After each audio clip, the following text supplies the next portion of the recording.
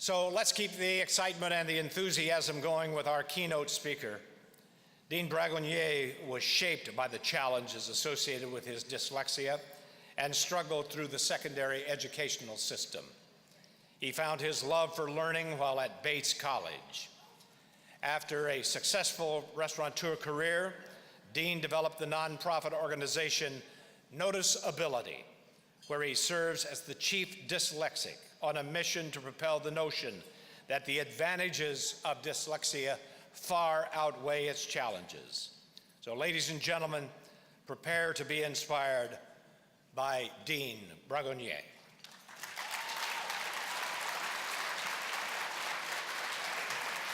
Thank you, sir. Appreciate it. Good evening. I've got to say that Heads and Tails is the most bizarre thing I've ever seen in my life. We don't do that where I'm from. I also got to take a walk around and felt what it's like to be a gerbil in your little inter-building web system. Yeah, we don't have that where I'm from either. I love Minnesota. I really, really do. And it's not just because you do that, which was fascinating. But I do actually have, I live in the other hockey town, Boston.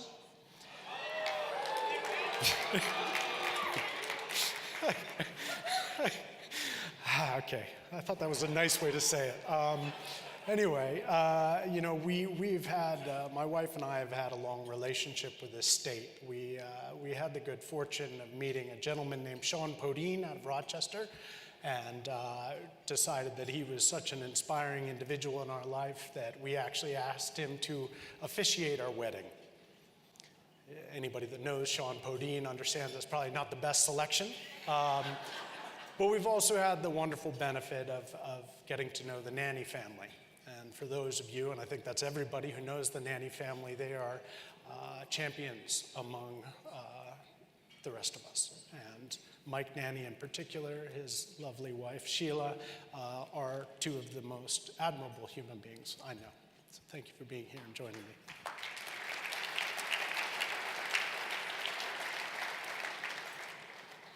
So I want to talk a little bit about my story and what I do, but most specifically, I'd like to speak about Groves. I've had the good fortune of being invited by Trish and John to spend the day yesterday at Groves Academy, and I won't get ahead of myself, but I can't tell you how moved I was. I am not an educator or a traditional educator. I'm not a neuroscientist. I'm not a speech pathologist. I'm basically an expert in living with dyslexia.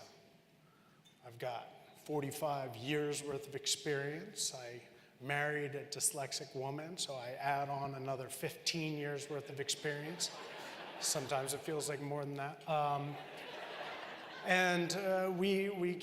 She gave birth to our little purebred dyslexic. So that's another 10 years. So I've got like give or take 100 years of experience in this field.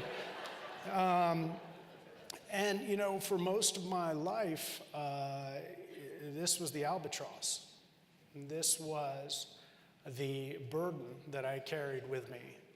Now, I like to say that I had the silver spoon of dyslexia. I had a mother who was a child developmental psychologist. I had a father who was a diagnosed dyslexic. And I had a family with the resources that could get me the assistance that I needed. On paper, I should have been a smooth, easy success story. The reality was quite different. What started to burrow into my psyche was this notion that I was distinctly different from my peers. Sure, my reading lagged behind, the struggles, the reading out loud. We know those telltale signs. But even under the best of circumstances where I was being withdrawn from my peer group to get the extra help in that little room with the small desks, and those dyslexics in the room know which one I'm talking about, the psychological impact of being reinforced that I was somehow broken started to deteriorate whatever self-esteem I may have had. Now, I came to that point, that divergence in the road where, unfortunately, many of my dyslexic siblings raise the white flag and they decide dropping out of school, joining a gang. All of these unsavory decisions are the only path moving forward. And I had the good fortune of being one of those, and I've met some of you all tonight, that decided I was going to prove them wrong. I was going to control the one variable in the equation that I could, which was the amount of input I put into academics, and that would translate into the output that I desired. And so my daily existence was home at 5 o'clock, study, maybe a quick break for dinner, homework till midnight, go to bed, repeat. And luckily, I was able to gain admissions to a very competitive liberal arts college up in Maine. And it was largely because this very enlightened institution did not require SAT scores. I got to Bates College, if any of you know it. I got to Bates College, and the commodity at Bates College was who could come up with the most innovative, introspective perspective. It's a redundant word, I'm sorry. The point was, as a dyslexic, the way I perceived life all of a sudden had value. I was getting a reinforcement from my peer group that made me feel as if I was worth something. Now, the dark underbelly to this entire experience was that while Bates was an inspirational environment for me, it did not address the malignant self-esteem that had been built over decades. And I found, what every college student finds, was that alcohol was readily available. And for this insecure individual, it gave me that reprieve from the self-doubt that I desperately wanted. What eventually became recreational, ultimately transitioned into habitual, and thank God today, I'm a sober individual. I highlight that story because I want to draw this parallel between what we in the special education and the dyslexia field perpetually focus on, which is if we can solve the reading issue, we've got successful human beings. Reading remediation is paramount to the dyslexic experience. Nobody does it better than Groves Academy. However, it is one variable in a very complex equation. One of the other variables is what is the social, emotional development of the individual going through that process. So like I said, I've got a 10-year-old son, and 4 years ago, we were looking at that transition from into the reading world of education. And I reflected and I said, literally, am I going to be complicit in sending my son into an environment that all but killed me and my wife? Now, part of my story is that I did the absurd thing of buying a restaurant when I was 23 years old because I had a philosophy of religion degree, which obviously didn't do anything. We can talk about the meaning of life later. I got that answer. But what I decided to do was teach myself business and very aggressively pursued this small operation on Martha's Vineyard Island. Well, it turned out that 5 years later, I was able to unload this thing for twice what I paid for it. And I looked back on that experience and I asked myself what it was that enabled me to beat these very hostile odds of restaurateurs, and that's people that knew what they were doing, and I was not one of them. And I realized in hindsight that my dyslexia, not only my work ethic, but my perspective, my ability to read individuals, to anticipate the needs of people, to be highly creative in terms of identifying trends that were happening and feed those into my business, gave me a competitive advantage. So I look at my now 10-year-old son, and I realize that the neuroscience that is emerging around the dyslexic brain has actually reinforced this hypothesis that there carries with it a cognitive advantage. I live in Boston, like I said. We've got Harvard, MIT, we've got Boston Children's. These institutions are studying what these advantages look like and demonstrating how these advantages play out into disproportionate rates of success for individuals with dyslexia in certain professional paths. Now, there are many, but the top 4 that I identified were entrepreneurship. 35% of all entrepreneurs are dyslexic. Engineering, architecture, and the arts.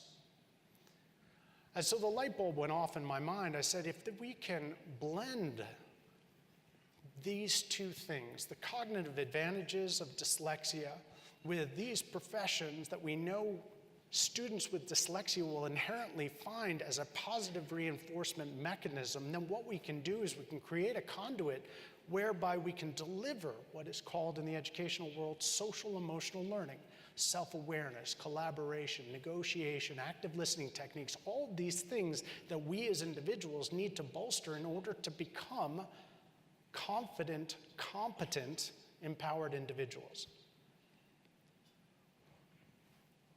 10 minutes, thank you. So, it's okay, I get extra time, I'm dyslexic.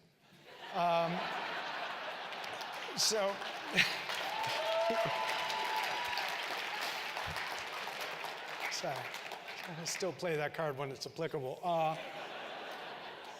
So, fast forward, we've had the tremendous advantage of having Harvard and MIT help me build this little organization, which has now got a very broad reach. We're being used in 13 different states domestically and 10 different countries internationally, and our content is being translated into Dutch and Portuguese and Spanish and Macedonian.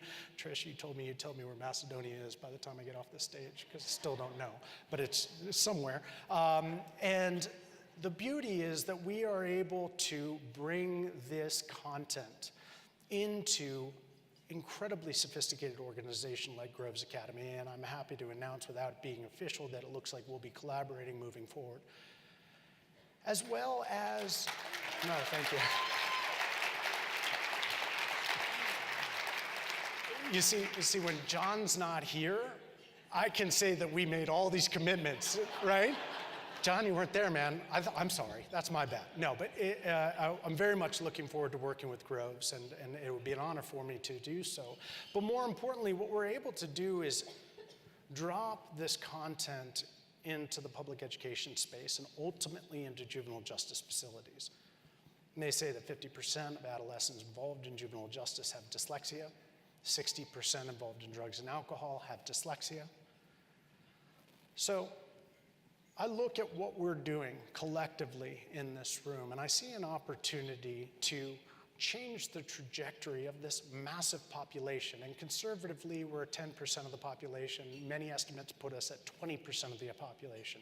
And you have to ask yourself, if, as we stand here, these lights, Thomas Edison, dyslexic, the cars that we drove, Henry Ford, dyslexic, the fake British accent that I was using, Richard Branson, dyslexic, I'm kidding, I wasn't really, but just because I can't pull it off. But the point is that we are surrounded by dyslexic innovation.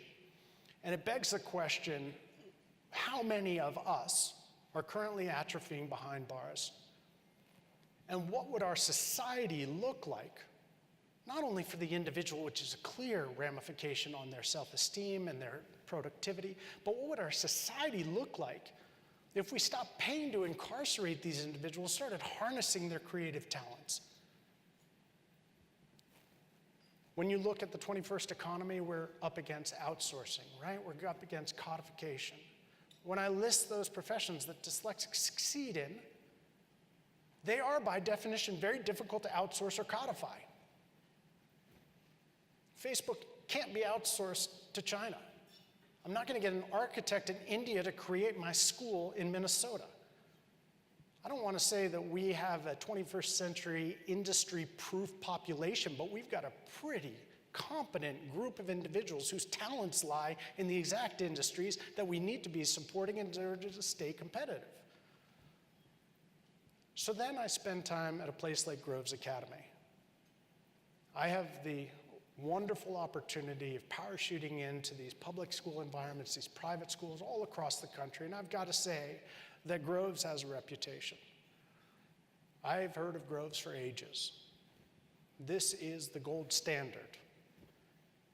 And I went to Groves, and there was a very auspicious day happening yesterday. Yesterday was the remembrance of Nash.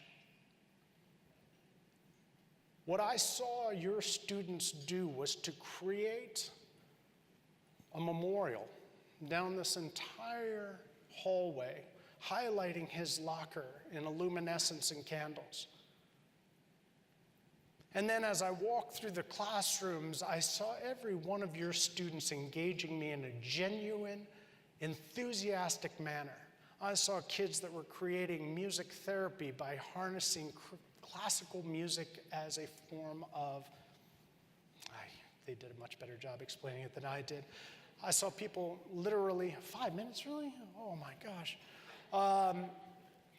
I saw kids painting walls with permission. I saw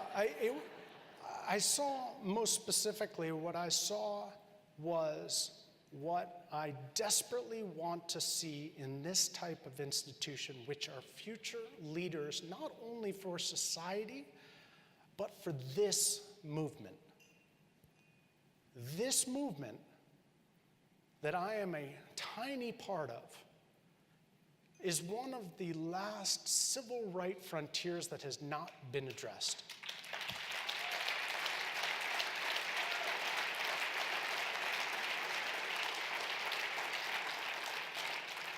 And you seniors over at that table, nobody's told you yet, but you are burdened with a huge responsibility.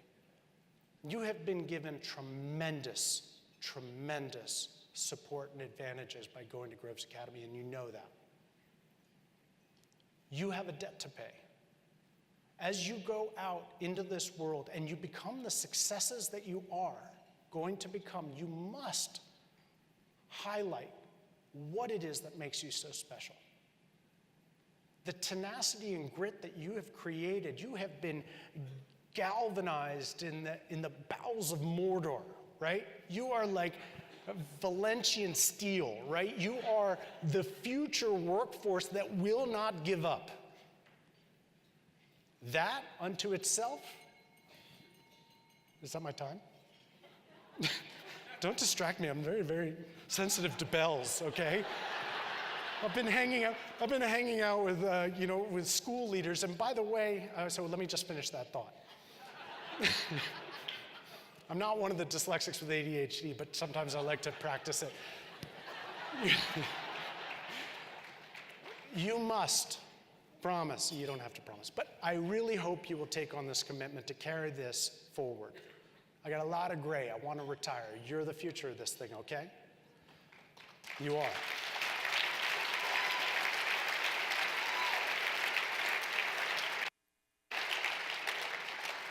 Two minutes. I will also end on this note that there is a board that has made me feel as if I am in my home away from home. Thank you for your hospitality. Your school leadership is unbelievable. Unbelievable.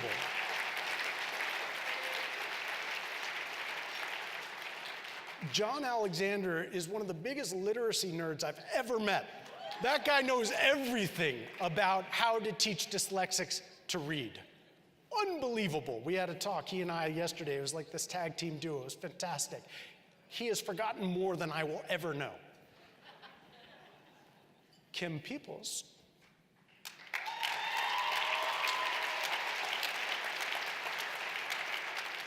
Forgive me for making assumptions, but this is a person that strikes me as having laser light focus with incredibly progressive, innovative vision.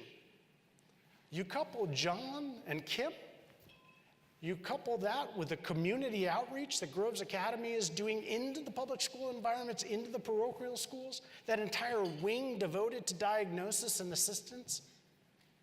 This is a model that needs to be replicated. The last thing I'll end is on this. Difference is the scariest thing for any individual. We do not want to be different. I had a young lady, I'd say she's probably 8th or 9th grade, come up to me after I spoke at the school yesterday. And she came up and she said, I'm dyslexic and I have a physical disability. I'm doubly different. And I love it. I love it. This is an 8th grader. That is the power of diversity. If we that have a different perspective can own it, we can contribute to this melting pot of a country, and all of us will rise up as a result of it.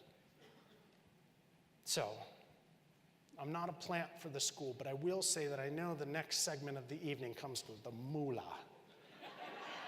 This is a great place to invest that moolah.